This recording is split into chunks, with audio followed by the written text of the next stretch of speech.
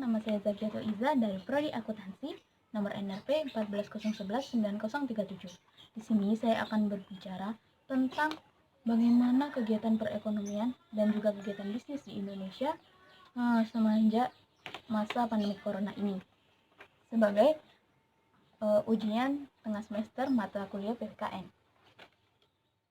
Nah, sebelum kita masuk ke bagaimana kegiatan bisnis di Indonesia semenjak masa pandemi corona ini, mari kita bahas sedikit tentang COVID-19 atau virus corona sendiri.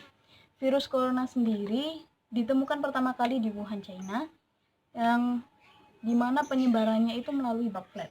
Kemudian, dia memiliki beberapa gejala, yaitu batuk, pilek, bersin-bersin, demam tinggi, sakit kepala, dan juga sesak nafas.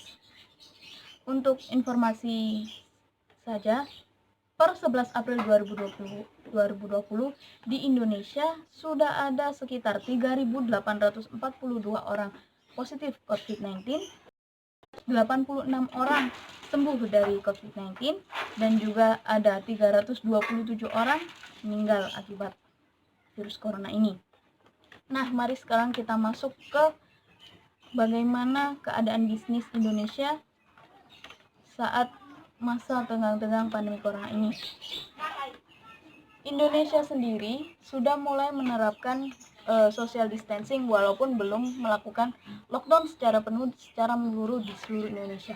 Namun social distancing tetap dihimbaukan kepada masyarakat luas, dan karena ada himbauan untuk melakukan kegiatan social distancing ini ada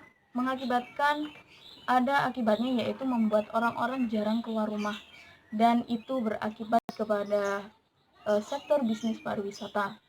Tidak hanya pariwisata secara lokal, namun internasional juga melakukan bisnis pariwisatanya terhambat.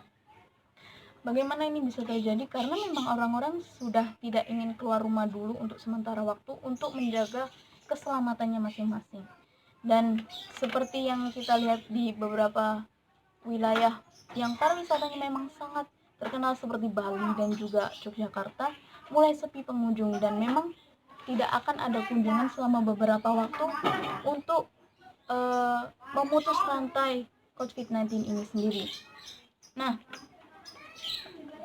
tak hanya tentang bisnis pariwisata saja yang di sini terhambat kegiatan berbisnisnya, tapi juga tempat penginapan atau hotel otomatis juga akan terhenti karena sepinya pengunjung yang akan menginap di sebuah wilayah kota pariwisata. Itu juga berakibat pada restoran tentu saja yang biasanya banyak sekali buka di dekat-dekat tempat pariwisata, akhirnya juga tutup karena tidak ada pengunjung yang datang mengunjungi tempat wisata dan juga otomatis restoran serta hotel tersebut.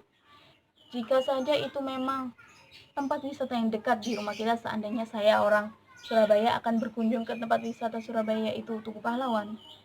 Lalu bagaimana dengan orang-orang yang di luar daerah tempat pariwisata itu sendiri?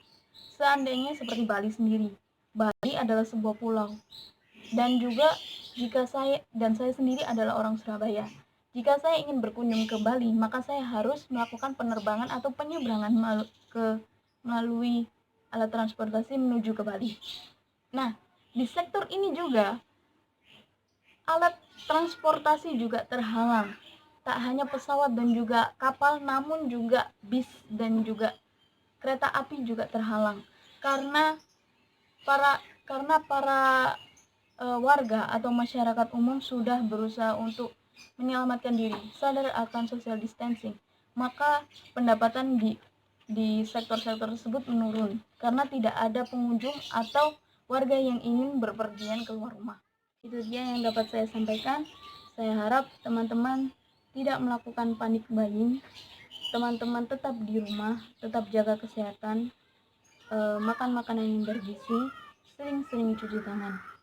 Dan juga saya harap teman-teman semua terus semangat dan juga berdoa agar pandemi virus corona ini segera berakhir.